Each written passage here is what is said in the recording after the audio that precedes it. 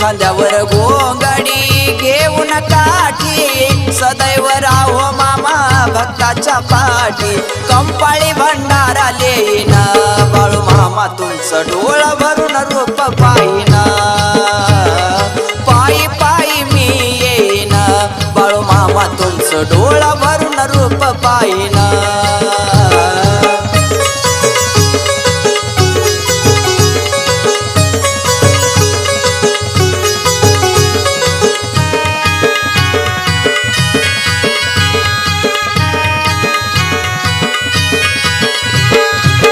अगाध लीला